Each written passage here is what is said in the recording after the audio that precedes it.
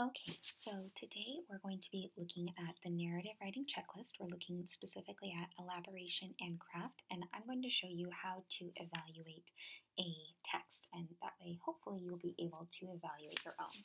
So, what I like to do when I look at these is I look at each box one by one and I look for examples. That way, I can see what I have included or what the author has included and what is missing. So, looking at this, I see that it says, I develop realistic characters and develop the details, action, and dialogue and internal thinking that contribute to the deeper meaning of the text. So, I've already read Look Up and Watch the Show, and I'm going to go back and find specific examples of that.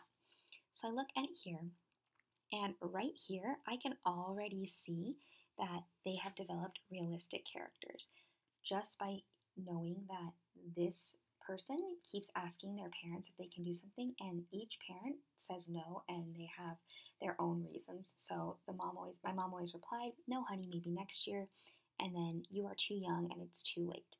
That's what her dad said.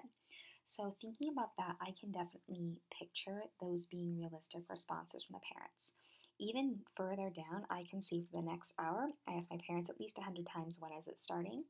I can picture that happening very clearly as well. So, looking at those, I see that yes, she did develop realistic characters. So, what I'm going to do is I'm just going to underline realistic characters so I know that it is included. And I'm just going to put a little mark right here so I can see that the evidence is there. And then I'm going to insert a text. And I'm just going to use the code RC for realistic characters so I know that they're there. And I'm going to drag this right here so I can see it. Now for this, obviously, you'll be using pen and paper, but this is the way you can see it. And I'm also going to develop details and action and dialogue and internal thinking to contribute. Again, there's a lot of dialogue here, so you can see that. And as I look down, you can see that there's dialogue. When is it starting? Looking at the following page, I can also see a little bit of dialogue, but not nearly as much. So for that one, I would say that yes, there is dialogue, but there's not a ton. I would like to see that they are starting to for that one. So I'm still going to underline the dialogue because it is there, but I'm going to make a mental note that it's just starting, that they haven't done a whole lot. And then lastly, there's internal thinking that contributes to the deeper meaning of the story.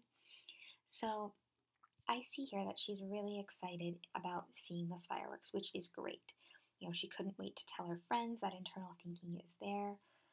What she's imagining the fireworks to be, that also is contributing to her getting to see the fireworks. So I will say that the internal thinking is also starting.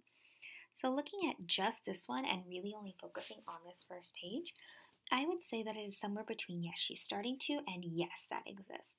So I'm going to actually put a little check mark right here, just so I can see that it's in between. It's not quite fully there yet, but it's not just beginning. I think if I were to grade this, I would probably grade it more though on the starting too, just because I think that the author still has a bit of a ways to go to be fully ready with it.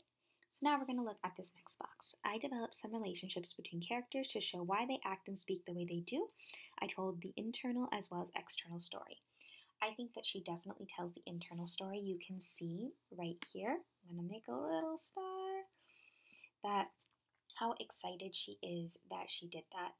I think that she definitely has the reasoning. You can, while it doesn't fully say why her parents won't let her see the fireworks, there's some allusions to it. So you can see that, you know, her dad thinks that she's too young and that it's too late at night.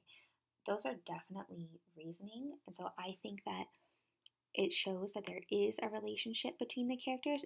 They are their parent. They are her parents, and it also shows a little bit of why they act and speak the way they do. Obviously, her mom is going to say things like honey and sweetie, and that makes a lot more sense for her. She probably wouldn't say it as much herself, though. So, oops, I'm going to add another line. Why they do. And I think it definitely tells the internal and external story. So I'm going to add one more line. And then I'm going to click yes. So that one's going to be there. So looking at those, so we've got so far developed a story. Now, I wove together precise descriptions, figurative language, and some symbolism to help the readers picture the setting and actions and bring forth the meaning. Now, I see a lot of this on page 2 of her narrative. You can see where she uses a lot of onomatopoeia, so the boom, crackle, crackle, boom, you can see that. You can see all the colors seem to be falling on me, screaming, hi, nice to meet you, so she personifies the fireworks themselves. And then later down here, I glanced straight ahead of me and bats were flying away from all the commotion and noise. It was eerie and exciting. So again, she's using a lot of descriptive language. So great job with that. She's describing the colors and all the fireworks and then goes into the finale. So I would say that for this one, there's a lot of precise descriptions, a lot of figurative language. So we'll do that. And I think this helps picture the setting and actions and bring forth the meaning. So I'm definitely going to write a yes for this. So got another check mark, and now let's look at the very last one. I use language that fit my story's meaning and context. For example, different characters use different kinds of language. So we talked about this a little bit with how her mom was talking versus how she was talking, and I think that shows it. But I think it also, you get a sense of that with how she describes the fireworks show. So I would say that yes, she definitely does that. So we have that yes for craft. She wove together specific precise language. We have that she used language to fit the story's meaning. And then if we look back at the first page, we have that yes, she developed a relationship between characters and that she's starting to get there for developing the realistic characters with actions, dialogue, and internal thinking. So I think overall this shows a very strong piece of writing, and I hope that you were able to do the same when you look at yours. So when you go on your own, I want you to be looking at your narrative checklist and look specifically at elaboration and craft. And I want you to make sure you're checking both boxes 5 and 6 so you have a really clear meaning of where you land. And you should go through box by box and find specific examples in your writing to see where you are there and where you still need to work. So when this is done, go ahead and check your own writing.